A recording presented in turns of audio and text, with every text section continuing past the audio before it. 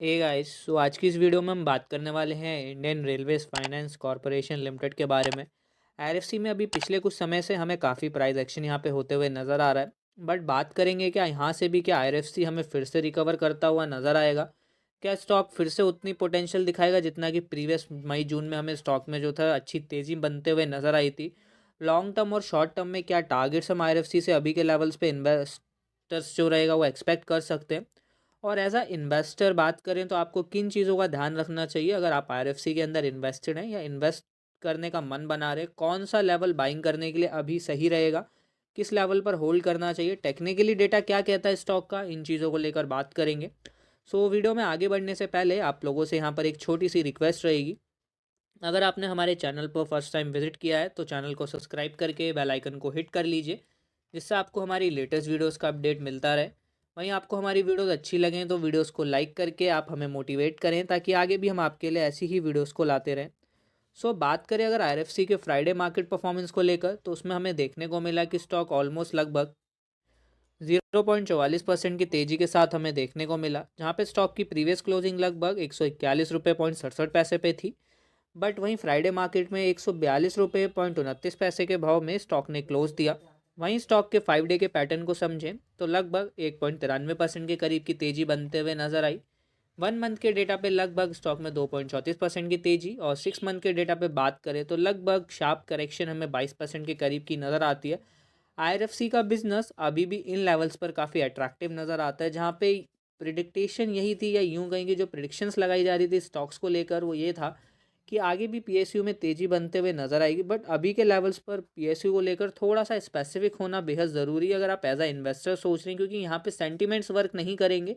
Market के flow के according अगर आप कामकाज करते हैं तो कुछ अच्छा रिटर्न्स यहाँ पे गेन कर सकेंगे। बट मार्केट से अपोजिट सोच के आप कामकाज करते हैं या मार्केट से अपोजिट साइड मूव लेते हैं तो वो थोड़ा रिस्क की तरफ बढ़ता हुआ नजर आएगा। तो देखिए आईआरएफसी का बिजनेस हमें क्लियर नजर आता है, क्रिस्टल क्लियर बिजनेस है।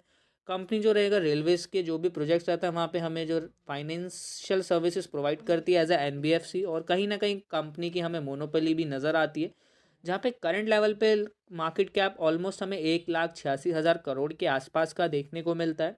पी रेशो लगभग 28.59 का है। बट यहाँ टेक्निकली जो चीज़ें इंपॉर्टेंट हो जाती हैं अगर उसको लेकर बात करें तो टेक्निकल बेसिस पर स्टॉक में हमें एक डाउन ट्रेंड यहाँ पे नज़र आता हुआ देखने को मिला, जहाँ पर अभी के लेवल्स पर अगर हम बात करेंगे स्पेसिफिकली तो यहाँ पे आपको देखने को मिलेगा कि स्टॉक के अंदर एक इम्पॉर्टेंट सपोर्ट जो बन रहा है वो लगभग 133 रुपये के आसपास एक स्टॉक में एक इम्पॉर्टेंट सपोर्ट है, जो कि अभी के लेवल्स पर अगर हम बात करें तो साइकोलॉजिकल टर्म से देखें तो वो काफ़ी इंपॉर्टेंट होता हुआ नज़र आता है।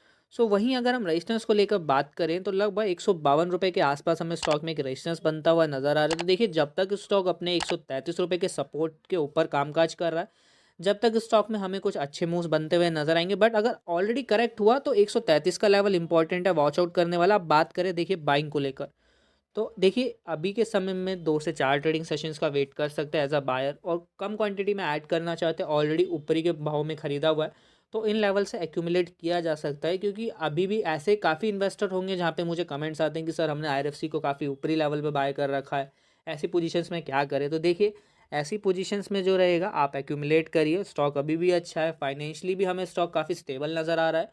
और आईआरएफसी में आगे जो पोजीशंस बनने वाली है लगभग हो सकता है 2 से 3 महीने के टर्म में, दिसंबर जनवरी तक भी हम शॉर्ट टर्म में जो रहेगा आईआरएफसी से कुछ अच्छे गेंस यहाँ पे दिखा सकते हैं या ले सकते हैं।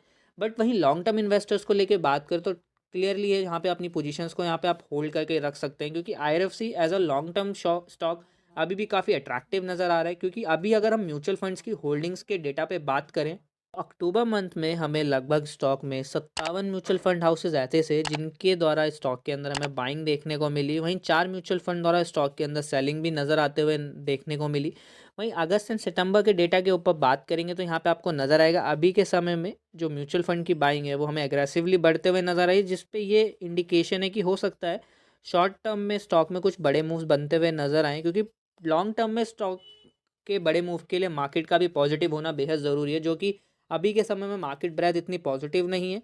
और आने वाले ट्रेडिंग सेशंस में अगर मार्केट ब्रेथ पॉजिटिव होते हुए नजर आई तो फॉर श्योर हमें पीएसयू में भी ज़बरदस्त एक्शन देखने को मिलेगा।